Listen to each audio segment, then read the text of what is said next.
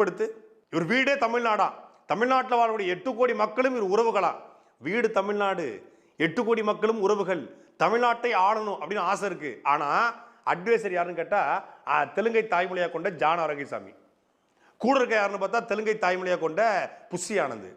இந்த பக்கம் தேர்தல் மேலாண்மை பொறுப்பாளர் பார்த்தா தெலுங்கை தாய்மொழியா கொண்ட ஆதவ் அர்ஜுனா ரெட்டி.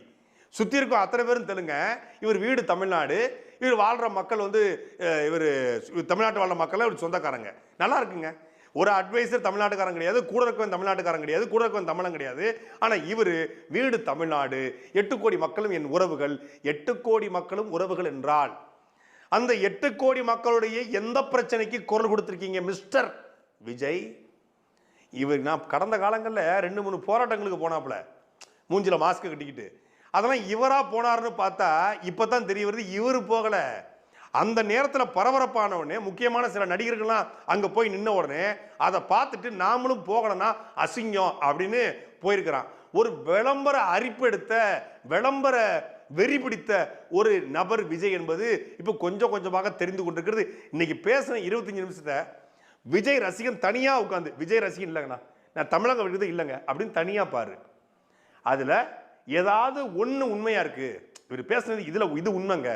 25 நிமிஷத்துல ஏதாவது ஒரு மக்கள் பிரச்சனையை பேசியிருக்காரா? மக்கள் பிரச்சனை தமிழ்நாடு முழுக்க போட்டோம். அங்கன்வாடி ஊழியர்கள் போராட்டம், மருத்துவ பணியாளர் போராட்டம், செவிலியர்கள் போராட்டம், மீனவர் போராட்டம், விவசாயி போராட்டம் வந்து எழுதி படிச்சுட்டு இருக்காப்புல. ஒரு வாரமா போட்டு அடின்னு அடிச்சு இவ்வளவு போராட்டம் நடைபெறுது. எதுக்குமே ஏன்டா குரல் கொடுக்குன்னு கேட்டா அங்க போராட்டம் நடைபெறுது. அந்த போராட்ட களத்துக்கு சீமான் போறாரு.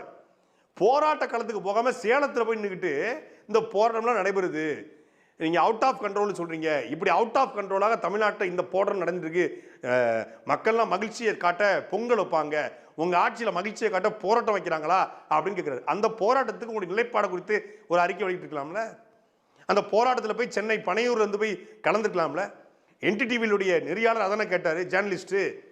விஜய் 5 ஸ்டார் ஹோட்டல்ல திருமணம் நடந்தா போறாரு, ஜெகன்மோகன் ரெட்டியினுடைய உறவினர் திருமணத்துக்கு போறாரு, ப்ரொடியூசர் சிவாவுடைய திருமணத்துக்கு போறாரு, இந்த சத்யபாமா கல்லூரி அந்த கல்லூரியினுடைய தாளாளர் பொண்ணுடைய திருமணத்துக்கு போறாரு, மரிய ஜீனா வில்சன். கிட்டத்தட்ட 90 ஏக்கர்ல 1000 கோடி மதிப்பிலான நிலத்தை அபகரிக்க பார்த்த ஒரு கும்பல் இந்த சத்யபாமா கும்பல். இவங்கெல்லாம் சேர்ந்து நாட்டில் நல்லது பண்ண போறாங்களாம்.